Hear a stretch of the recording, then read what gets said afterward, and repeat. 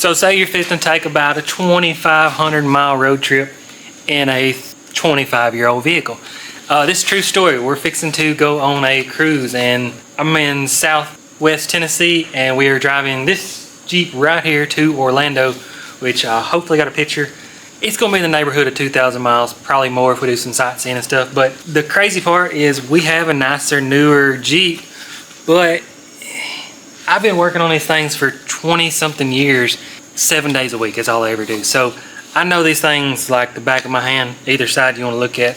We've got the newer Grand Cherokee that's nicer, more comfortable, got all the bells and whistles, but at the end of the day, there's a reason that these Jeeps, including these, are still on the road. It's because they're easy to work on, and they are serviceable. If you get these new cars with modules, they need computers and stuff like that, that's a very touchy subject, but everybody's aware of it, is you can't work on them. So you need thousands of dollars of tools to enjoy that comfort. So I prefer just the old vehicle that you can work on.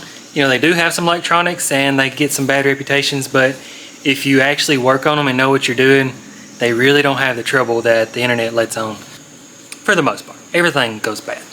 So what's fixing to happen is this Jeep right here is my wife's. We're fixing to drive it 2,000 miles. And I got to thinking, I was like, I don't feel like there's many more people that know these better than me. Make sure we're recording. So this one is getting a full service. I mean, the obvious stuff. And then I got to thinking, I was like, there'd probably be a lot of people that would like to know exactly what I look for, what could go wrong, and stuff like that. So if you think about, there's hard parts that just isn't going to go bad instantly. Like your airbox is not just going to go bad, but there's things like coil packs, throttle position sensor, like power steering hoses, belt. Usually the belt drivetrain seems to be the most, well, hand on the Bible, that belt tensioner idler pulley locked up one time since 2016. So in the course of 8 or 9 years, give or take, that is the only thing that has ever let that Jeep down was an idler pulley. So that's the kind of stuff I want to go over.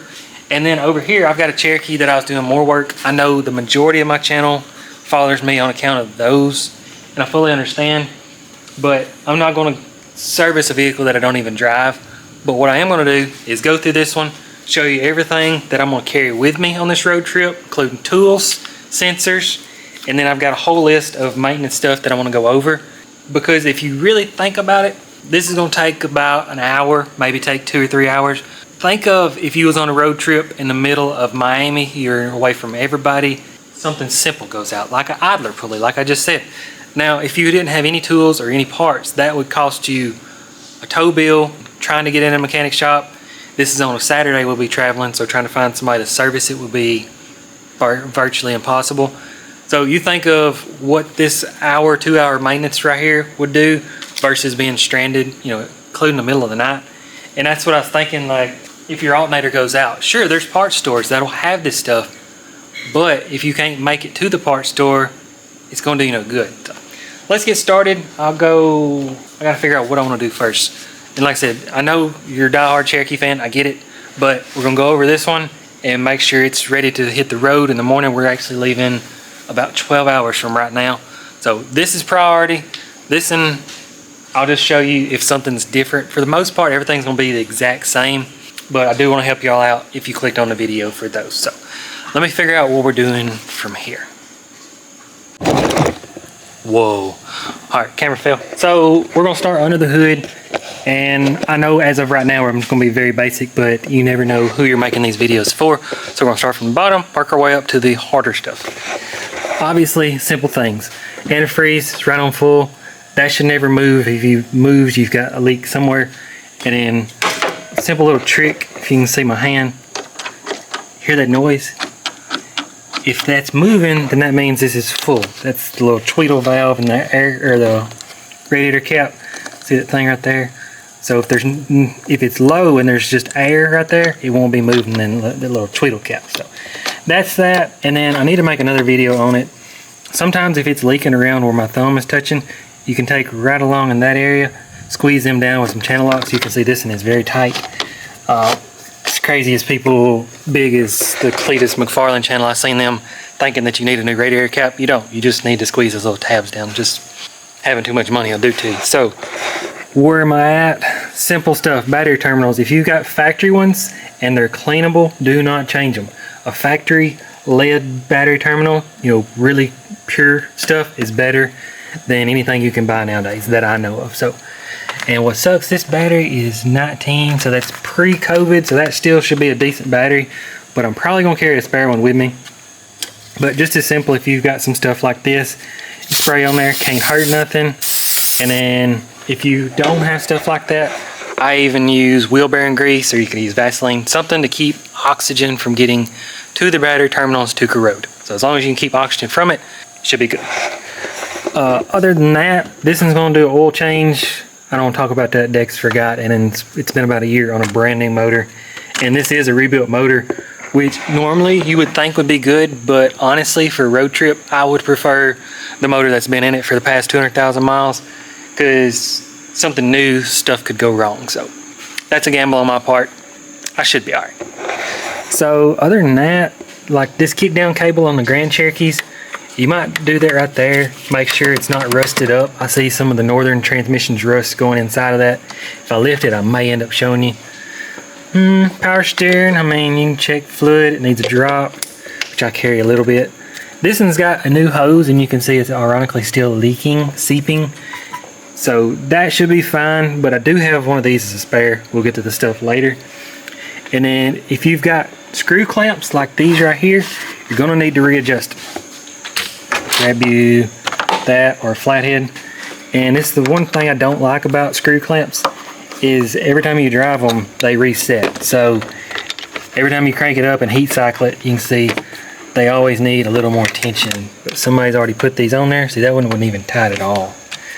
So that's, I do like the spring clamp better.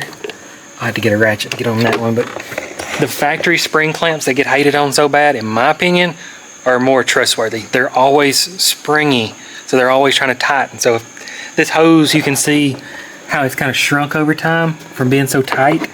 Once it sinks in, that clamp can't do its job. So this is probably the 4th time since I put this motor in that I've torqued these clamps again. So it does suck. You can't really buy a spring clamp, but if you've got a spring clamp, I would leave it. And if you're nervous about spring clamps, I would just add the other clamp on top of it. But I'm gonna leave this out so I don't forget. This one, it's not a huge deal. If it's not leaking, you should be good. As long as this is full, that seal right there is good. So it's got that covered. What else would I look for? Make sure the vacuum lines ain't falling off over here. I know I don't have light, but on the 4.0s, these are known for getting dry and hard. And then brake fluid, you should never, I don't ever hear it mentioned, you should never have to add brake fluid in a perfect world. If your brake pads are wore out and they go out, it pulls fluid down. Now, if it's rusty and it's leaking fluid, or a caliper's bad and it's leaking fluid, then you'll be needing to add fluid. But if you see it, and like right there, minimum's way down there, but it's somewhere in that neighborhood, if you see it and you freak out and you think you need fluid, you probably don't. It's probably due for some pads, which we'll see. But I mean, this is a 25-year-old vehicle, but everybody, as soon as they see it just a pinch low, they freak out and pour it full. Well, then when you put new pads on and push your caliper back in, next thing you know, it's boiling over fluid. So touchy subject, we'll let that one ride. And like I said, there's things that just don't go bad instantly. We're going to talk about sensors later on. Transmission fluid, for some reason on Grand Cherokees, if you didn't know, you have to check it, crank it in neutral, apply the parking brake for that. What else under the hood? Let's get on to the belt system. I was just doing everything I can with holding the camera. Now let's check the belt. That's going to be, if anything's going to go wrong, it's probably going to be in the belt system, hopefully. Alright, Cherokee is a little different. Wrangler, for some reason, if you're watching my videos, your Wrangler, more than likely, probably don't have this motor. Same setup, but just going to take and pop the belt off. One of those, people freak out like it's a big deal, but I just started this thing. And let's see. Get this belt off. Uncut, I got the belt off. So yeah, don't freak out. This one is a new belt because when her pulley locked up, I wanted her to have good, so I got a new belt. Probably gonna go get a spare junky one just because I have, but worst case, go buy you a new belt, keep your old one as a spare, just for security. Now, see if we can get y'all down there and see what you need to see and listen. So this is the pulley right here that went out on her. And you can see how I spin it now, and it doesn't make a noise. That's what you want. Smooth, no like. If it's making a, oh, well, when I put the camera down, I'll go find one and show you what we're not looking for. Let's see if this one does it. Barely. That's actually good, even though it looks crappy. But I'll go find a bad one, show you what to look for. Alternator, you never know about them. As long as it spins smooth, you're good. This one right here, them never sound good. But I got a spare going with me, so I think it's gonna be okay. The plastic just kind of vibrates and makes noise. Power steering, as long as it's a factory one, they usually don't go bad. So probably not gonna stress about that. I mean, worst case, if your power steering pump went out and you didn't have power steering, you could get back home. Just wouldn't be fun.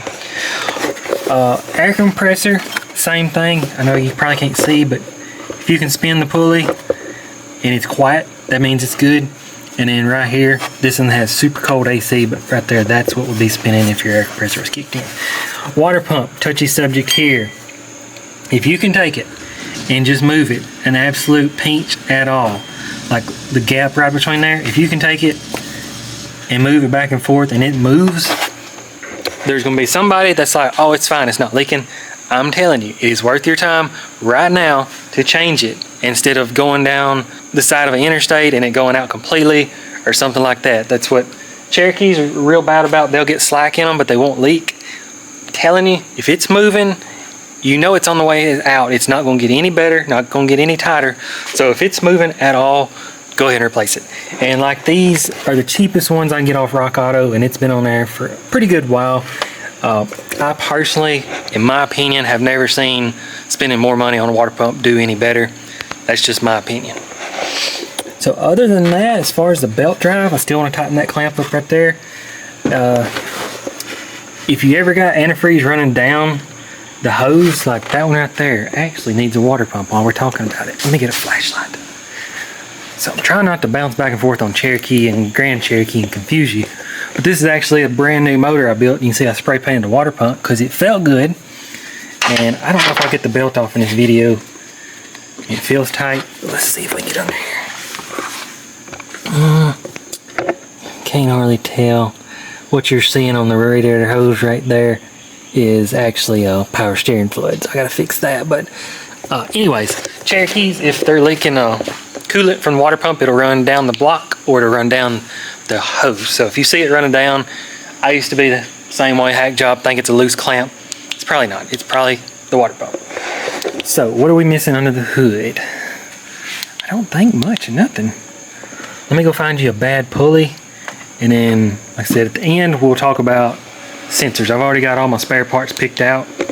Got to get this thing backed on there, change the oil, and then we'll take the tires off, make sure everything's good to go. Alright, I went and grabbed me a spare belt, even though I got a new one just in case. But like, here's this pulley. I wish that thing right there quit making noise, but let's see if we can hear it.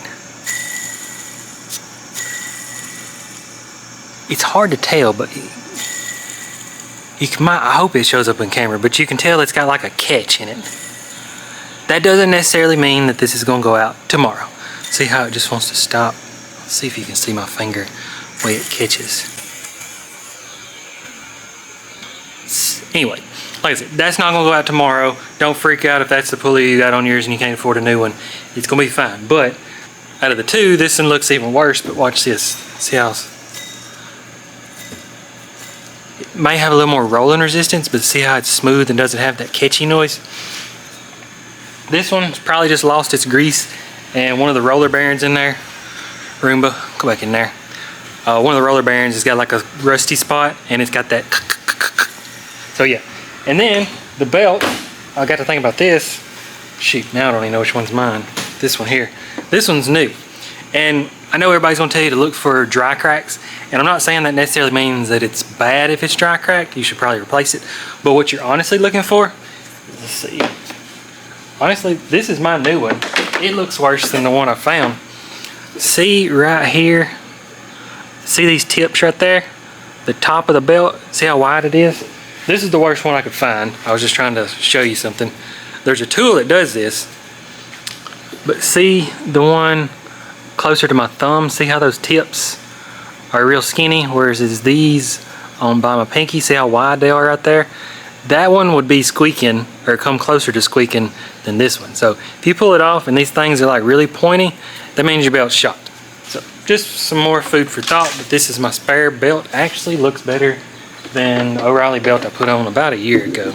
You can see one of them's cleaner.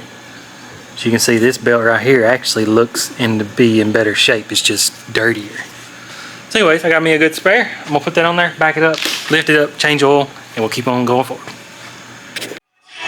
Can't even make this up. I just told you I put that belt on a few years ago from O'Reilly's.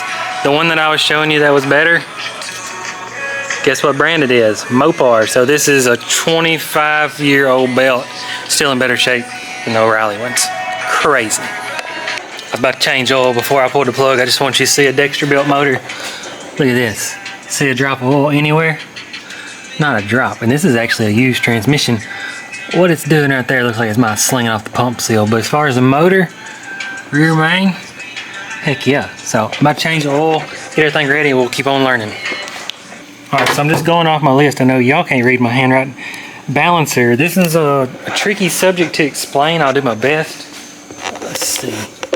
So I don't think I can get the camera up there. I can go get a balancer and show you if I need to, but well, I got a motor somewhere. Where are we going? We got a motor. There's a motor. Where's this motor at? So let me get over here.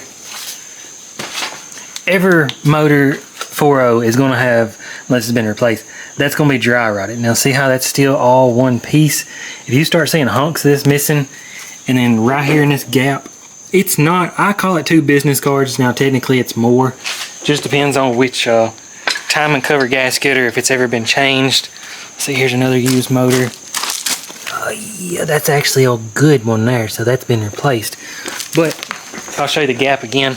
The rubber just starts deteriorating. That's usually the only thing goes wrong with old vehicles is rubber. It just don't last. So if it starts walking forward, like right there, where my finger's touching that gap right there, if it's more than, you know, that gap right there, then I would address it. Now, otherwise, it's just used. It may last 400,000 more miles. I don't know. Especially Cherokees, I think it'll try to walk forward and it'll always be jumping off. The belt will just simply jump off. So if you're got a belt squeak or your belt's jumping off, check that. Let's see what else is on here. Got the balancers. Okay, so calipers. Quick, simple. If you don't have a lift, I get it. I do. It just makes it easy. Just jack them up. Just park it where it sits. And if you can take basically a finger and just sit there and spin the tire, then your caliper is good for the most part. See, like this end, and that's actually spinning both the tires, so we know the rears are good. Our lines ain't collapsed. Let's hope this one's good because I really don't like to change it. Yeah, you can. It's got some resistance, but if it's actually hard to spin it, you need a caliper. And you can sit there and think, well, it might get better if I drive it or something like that. If it's sticking once, it's going to stick again. So especially if you're going on a road trip, get ahead of that. Trust me. It'll mess up, and yeah. Okay, so I'm gonna check the diff oil. I don't think there's much to explain there. We'll walk back here. Let's see, this one. Yeah, I don't know why I didn't explain a pinion seal. If it's leaking right here, like bad, if you see oil itself, you've got issues. If it's just damp, like, well, heck, that's dry. Wow, it's a pretty good Jeep. Got a little damp right there, but if it's just like damp and you can see it running down, you're probably okay. I'm gonna hold this camera like, or hold this light like this. And then U-joint, if it's shiny around there, that means it's bad, it's been spinning. You know, if you wasn't me and you want to be precautious, you could probably take this off, make sure they move around free. But anyways, pinion seal, if it's just damp and you don't hear any noise or anything, then you should be good. The WJs are bad about these leaking. I mean, you can see it's, I wouldn't say it's leaking, I would say it's seeping. It's not wet. See how it's collecting dust. So if it was, you know, you got oil sitting inside of your wheels like that, probably need to address that. Otherwise, you're probably good. And then I don't think I had to explain in the video how to check diff oil. If it's not leaking, you probably don't even need to check it. That's kind of bad practice, but that's the truth. My dad drove a Tacoma 500,000 miles and never pulled the plug, and it's fine. So again, I mean, look at seals like that right there. got a little damp going on. I don't really know why, but you can see around the pan gasket's pretty good. Grab this light again. And then you can't see, this is what I was talking about being rusted up. That's the kick down where that spring goes in. That checks out good. Motor's still dripping oil. Let's check the list before I forget anything else. Got diff oil, rear bearings, we covered those. If you've got the Cherokee, something weird about those, they have like a C-clip. If you do the same process, pull your drums off and pick up and down on the axle, it's going to move enough to know that you're moving up and down. But if you can actually like pick it up and move it around, you probably want to address that before you strike out on a road trip, because the bearings are bad about eating the axles up, especially on the Dana 35. And it's something, it doesn't really give warnings, and then all of a sudden, I don't want to scare nobody. Just check it. If you've got a horrendous noise in your rear end on a C-clip axle, you might want to check it, because it'll wear that axle out and all of a sudden it'll break. It's not really what'll happen, but I'll show you. I was using this in for full drive conversions or whatever, but it'll actually pencil this down right here, and since it don't have a disc brake, it'll actually break this off and your tire wheel will fall off going down the road. So definitely worth looking at on the Cherokee. Grand Cherokee, they never really just usually go out. That's kind of the root of the video. Everybody wants to know what can just snap, go bad, or what can like ride out. What else was we looking at? Rear bearings, U-joints. You should be good. They should give, you know, I'm trying to think if there's anything else to show you. I can like sense this stuff because I've been doing it so long, but if you've got movement between these two yokes right there, then you need to check your U-joints. And again, see how everything's tight and nothing's moving. Should be good there. Other than that, I mean, you know, a bushing doesn't just go out, a bushing doesn't go out, stuff like that. Got good rotors. Brake lines should be fine, especially if you can do that right there. Now, what was the only thing on the list? Pull full drive. Okay, so if you've noticed, this Jeep was a full drive. I had to put her in a full drive. We can look up there. You can see factory full drive. When I got this Jeep for her, that was just a mandatory, I had to have it. So we struck out from South Tennessee up to Indianapolis to watch Supercross. Next thing you know, I'm going down the interstate, I hear like this horrendous, just like a roaring noise. So it had, if you're familiar with the CV style, it had a CV here and a CV up there. This boot had been busted, and I was still younger, I wasn't aware of that, and wound up, I bought some, I actually still got it, like chain wax just to get me by. But the whole time you're running 80 mile an hour down the interstate and you've got this horrendous noise going on, I'm worried, it's like, if that comes out, it's going to sling and break transmission lines and stuff like that. So if you had a full drive and you was fixing to drive 2,000 miles, especially to Florida, knowing you're not going to need it, take the full drive shaft out, front drive shaft, take it out, put it in the back, and carry the tools to install it. More than likely, I guarantee you're not going to need it, but I've witnessed a time where it was bad. But like this one, I know y'all don't care. I completely converted it to two-wheel drive. This is just sitting here hanging out, and then I've got two-wheel drive bearings in there. So yeah, it's basically a two-wheel drive. I just never put the two-wheel drive axle under it. So yeah, let me check my list, make sure we ain't missing nothing else. So one thing before I forget is if you've got 4.0 with the coil pack, the one the coil pack goes across the whole thing, if you can afford it, I would change spark plugs. If you can't, you should be fine. Buy you two just in case. But if you got the older one with like just the regular old coil and wires like that, I don't know what it is about those. I guess they spark a little harder. But if you've got the ones with the coil pack, coil rail, I would change the spark plugs. There's just something about them, they eat up the spark plugs, like the end of them, the spark plugs. Those don't seem to be as bad about it. Just some food for thought. You can take it if you want. If not, drive it and you'll be fine. The only thing left is radiator hose. We pulled the full drive. Radiator hose and tie rods. So the Cherokees have this weird Y-link steering setup that is strange if you don't know what it is. These don't, but the only kicker is if you grab it, you can rotate it like that. And if you didn't know no better, somebody's going to freak out and think that it's bad. That's just the way it's designed. This end should do the same. So that's fine. Make sure everything you can kind of pick up and down on it. It's tight. You know, while you got it jacked up, if it's on the ground, it should have tension on it. But you can see This one's starting to get a little dry crack. That one's got a little oil on it. Let's see, just a small dry crack on that one.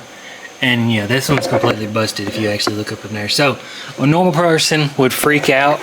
And I mean, I know it's not good, but it's still tight. I'll probably end up getting my grease gun with a little needle, stick off in there, just get some grease in there. But just make sure that they don't pick up and they don't have any slack.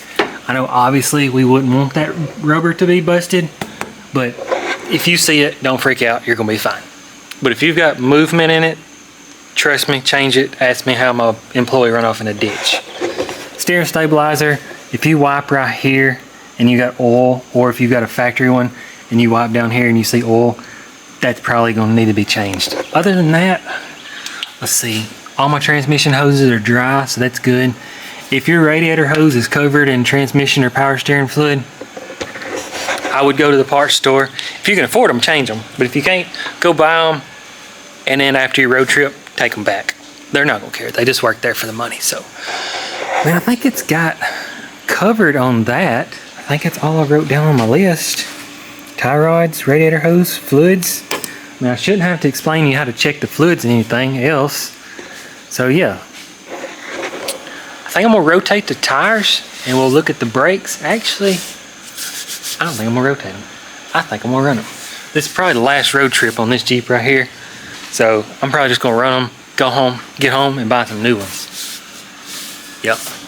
I don't know, I'll figure that out on. If you feel like rotating them, do it. If not, don't. So I think I'm done showing you stuff, and now we're gonna show you the parts that I would carry with me.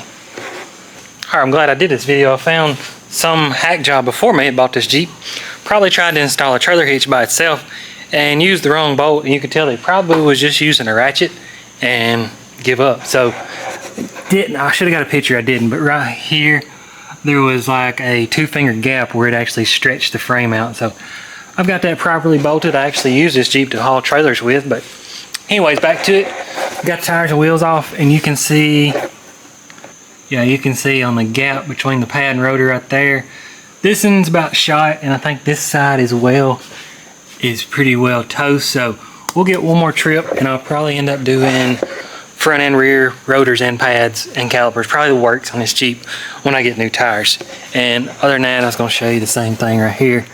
A little more meat on the front one, so they should be good for a while.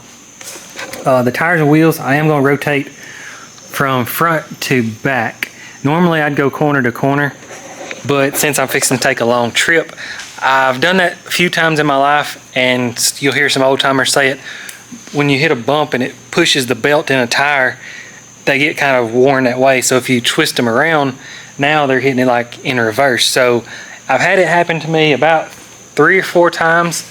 So I'm just not gonna risk it. I'm gonna go front to back. That way the tires rotate in the same direction going down the interstate. Now, Michelin tires probably would be fine. I'm just being precautious since I'm going on a long trip. So yeah, I'm gonna get the tires rotated, finish changing the oil, and that's about it on this thing. I'm gonna make sure we ain't missing nothing on the Cherokee. I've been sitting here thinking about it. There really isn't nothing different. But I'm gonna make sure before I forget. And then we gotta go over what I'm gonna be carrying with me. All right, got it back on the ground. One thing I did say why I was rotating the tires is the front end, it turns, it steers, so it's gonna get chopped on the edge right there. So the back had more tread, I moved them to the front. And there's a guy that tries to tell you that you need the better tires in the back for the tread. I guess that's arguable, but if you've ever been to a drag strip, they use slick tires in the back to go forward. So he was saying if you like put the better tires in the front, the back's gonna slide and you're gonna lose control. Quite frankly, I think it's about the dumbest thing I ever heard, because even a ball tire with no tread is still gonna have traction. Anyways, that's an arguable subject. That's just why I rotated tires. Now, I got the oil changed, and we'll explain that real quick in a second. I did on the thermostat, there's a half there, there's a half below. I just took a wrench and just barely nicked it down, got a smidge tighter. Make sure your wiring harness is not touching the head bolt back there.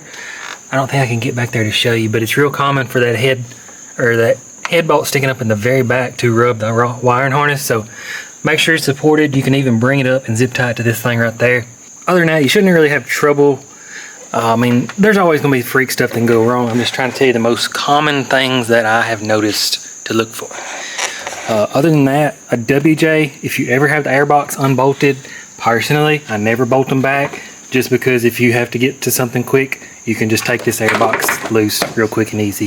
If you're a perfectionist, bolt it in. By no means, it'd be just fine. Just something I do. But I think that's got it covered on the motor. And for some reason, if you didn't know, you can't see right back there, there's about 1,200 vehicles. So it's very common for mice to live, and then when they see the light at night, they try to come to it.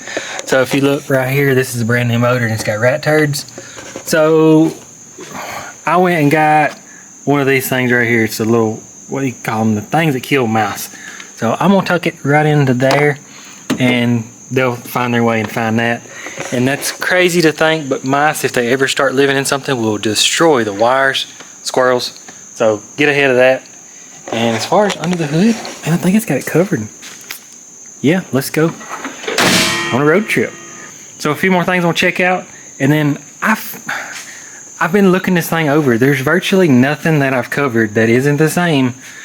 That I don't know. I don't want to feel like I clickbaited y'all, but there's virtually no difference as far as the maintenance I just showed you. I guess the only thing, the oil filter adapter. I mean, it leaks oil, but this video is really not about leaking oil. Yeah, right here, you can see that wiring harness will dip down and touch the head bolt. I know it's pretty hard to see, but make sure it's good and supported. Like I said, you can bring it up, zip tie right across there. Other than that, I mean, vacuum lines, carry a computer. I wanted to try to make this fan kick on in this video, but we've already got too much footage, so I'll make a self video about that. Other than that, I mean, as far as bushing, suspension, brakes, it's virtually the same. The only thing I want to say is park neutral switch. We'll add that. Let me grab what I need to grab. So the Cherokee is notorious for park neutral switch going bad, and all that is a safety feature so you don't start the vehicle up in gear. You know, if you had a kid or something in there. So if it's got to be in park or it's got to be in neutral, and it's got a sensor that detects that, and they're real bad about going out. They're mounted on the outside of the transmission. They just get dirty.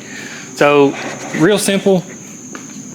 They either gonna have the big square relay or they're gonna have the flat style. I take, for testing purposes, and just bust the plastic off there. You can see right there.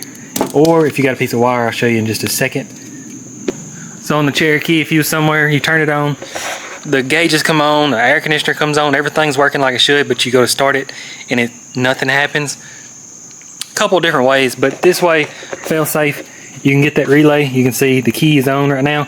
All you do is take it and you'll accidentally find it. So there you go, that's how you crank a Cherokee. Grand Cherokee has the little one. Again, you just find the one that says starter, and then you take your regular relay out and you can just squeeze it. So that's got that covered. Let me cut them off. So some reason, if you don't have this and all you got access is to a piece of wire or a paper clip, so on the little relays like this, I lay it down. The two that I'm touching right there, that would be the ones you'd cross out, 87 and 30. If you can make out those numbers, 87 and 30 over here. And then for some reason, if you have the big relay, which is on the Cherokee, the two that are touching it right now, again, if you can zoom in, 87, and then that should be number 30 right there. So this one has got the small one. So if you for some reason have a neutral safety switches, you could just stick your paper clip off in there. You need to stick the relay back in and hit the road. So let me clean this mess up, and there's a few more things to check out, and then we'll talk about the sensors and stuff that I feel that you should carry if you have them. Before I forget, I know somebody's going to be asking what's the best oil to run in a 4.0. That subject can dive so deep, but I just want to stick very simple. If you think about it, that motor was designed in 1986, give or take, probably even before. Back then, they had regular motor oil, okay? We'll just leave it at that. This is regular oil for old engines. Now, if you do think when the 4.0 was replaced with the 3.7, 4.7, the 3.6s, the 3.8s, all those are new technology. They have new hydraulic tensioners, which those do not. They just have a regular timing chain. They have overhead valves, overhead cam, overhead lifters. All that new technology requires new oil. Your motor from the 90s and 80s requires regular oil. So again, that's a touchy subject. There's always going to be an argument about that, but That Jeep pulling up has 350,000 miles and it runs on regular oil. So we'll just leave it at that. There's gonna be somebody in the comments telling that you need Rotella and all this stuff. Regular oil, my opinion. Once again, this process is gonna be the same on a regular Cherokee. This is just the one I'm driving. This is the one that I'm parking, so that's why I'm trying not to get pulled over. Now we're just gonna do a quick light check. Cherokee, pull a knob here, no different. Go straight to the parking lights. We'll give it a walk around up here. And there should be 3 bulbs. You'll make sure all 3 of them's working. 1, 2, maybe, yeah, there's 3. And now we'll walk back here. There's only gonna be 1 bulb burning. Be that one and that one. Now the kicker is, these, not the Cherokees, are bad about when you apply the brake with the light on. You can see I'm just using a pry bar there. They'll draw so much current that they'll actually lose connection when you ask for a lot of current. Same way if you ever got in a battery terminal, you put it on, it's good, you hit the start and then it loses everything. That's what'll happen with these. So that should be working. If you need to, you can take the screws out and let them hang out and you can watch them from the mirror. But that seems to be working, so we'll let off on that. And well, y'all saw the 3rd brake light. Just check it, make sure it's working. Cherokee should have 3rd brake light. So now we're gonna go to, you could do the blinkers. I just use the flashers. It's the exact same concept. So we got a blinker there, got a blinker there. Then we walk up here. These alternate in the front, so all them's good. Looks like that one just stays put. That one alternates, and that one just stays put. So now we can turn the flashers off. We can turn our lights on. Outer beam is low. Outer beam is low. Now let's go to high beam, which the Cherokee will have a different bulb, but high beam's working, high beam's working. So we're good on our bulbs. Shouldn't get pulled over and get a ticket for bulbs, because I got it on video that I checked them. Turn them back off, get our pry bar. Now let's check out some parts that I'll be carrying with me. One more thing, definitely not sponsored by them. I don't even know where you get this stuff because I never see it in stores. Meguiar's Perfect Glass. Heck, I've been calling it Purity Glass. It's Perfect Clarity Glass. My bad. Anyways, I swear to goodness I've tried so many things and there's somebody going to comment that something's better than that, but just try it. It comes in the kits. Those buckets that you buy that has it in there, that's the only place I've seen it. So anyways, let's check out some sensors and go from there. So a lot of this stuff, I don't care to admit, the only reason I got it is because if you've seen my backyard, I have a lot of stuff. So 2-quart transmission fluid, you can use that power steering fluid. If you use more than 2 quarts, you've probably got major issues. Not gonna stress that. Some stop leak, and this is funny, I can't find the video I'm sure, but some reason this stop leak right here, mouses will chew this up. So make sure wherever you put it to know that. And then one of these fire extinguishers, never know.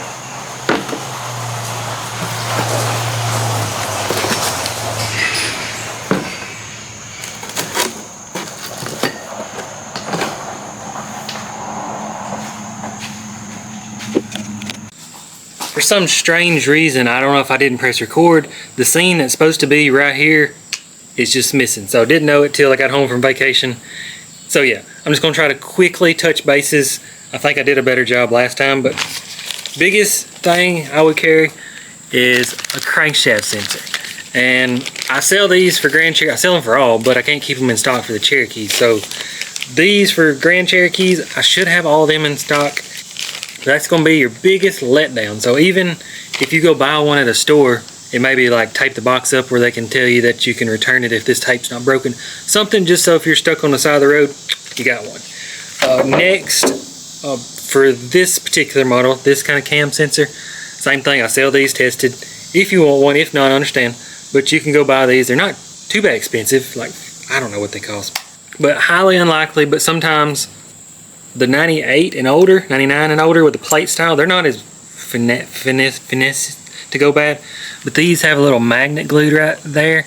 And sometimes that magnet just decides to fall out. So sometimes you can even take it back out and put it back in place. But that, just quick and easy.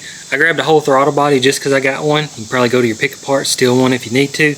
There's not a sensor on here that would let you down. there's a video floating around that kind of misled you, talking about if you don't have this, you're going to get stuck on the trails.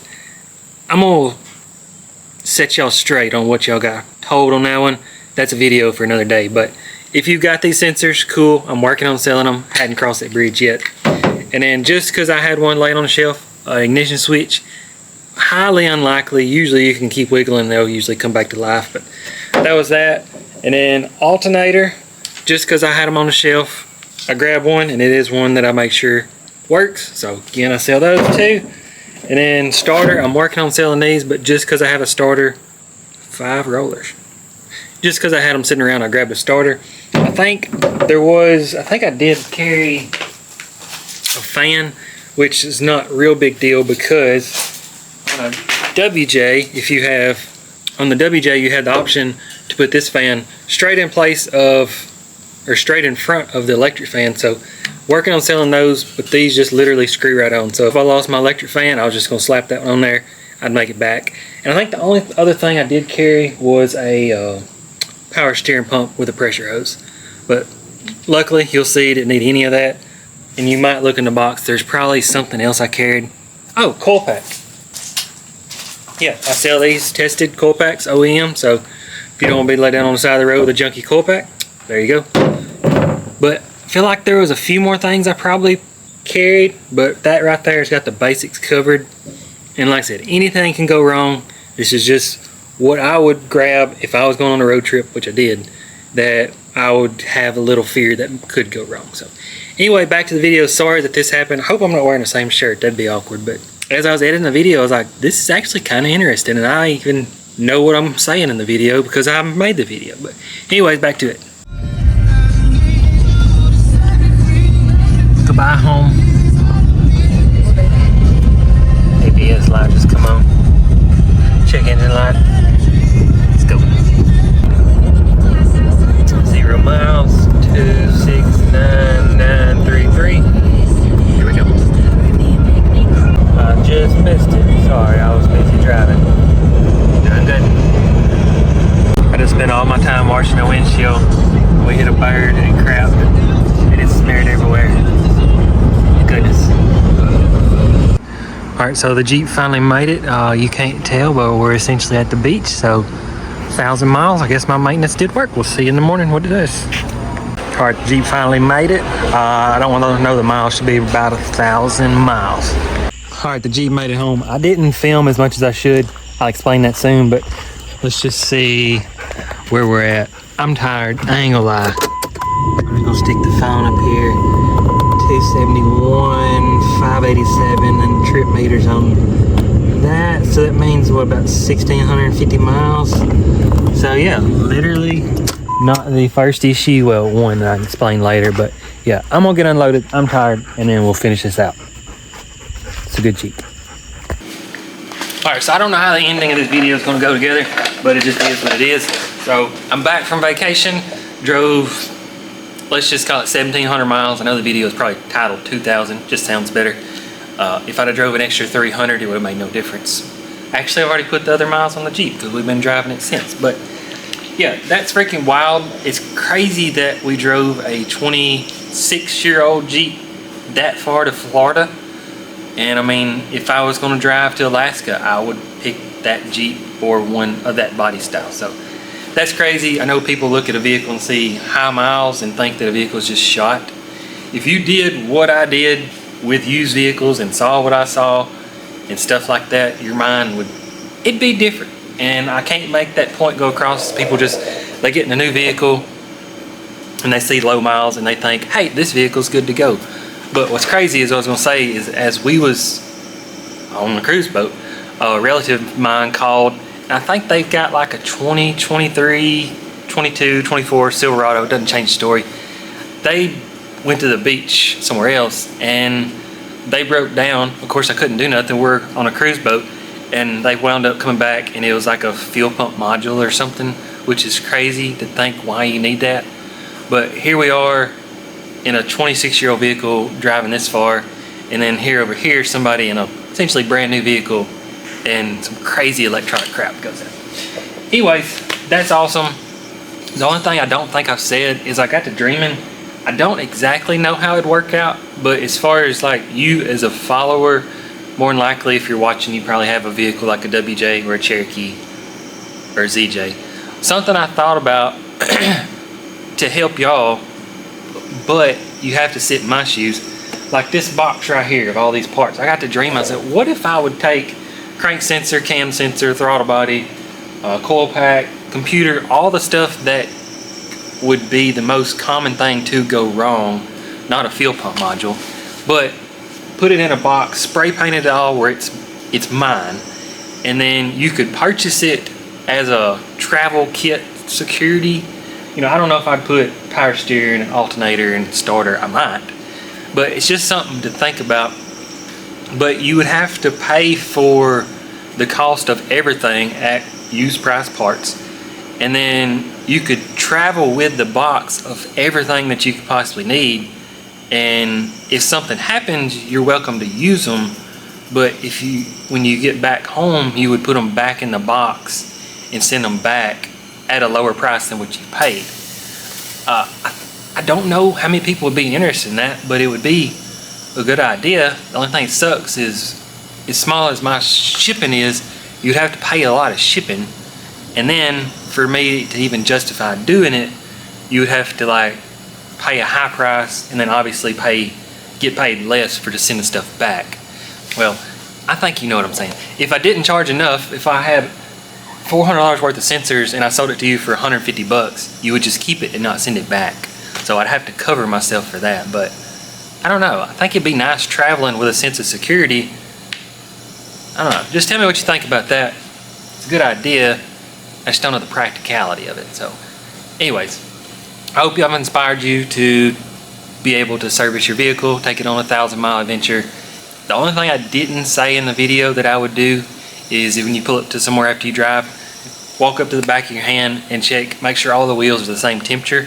If one of them's hotter than the other, you might be looking into a caliper issue, but odds are if you're going down the interstate, usually a caliper will just make its own way back home. So, I don't know, this has been a pretty cool adventure, so hopefully I continue to help y'all out in many ways I can. But for this one, I believe that's it. Hope you've enjoyed, hope you've learned. Have a good day.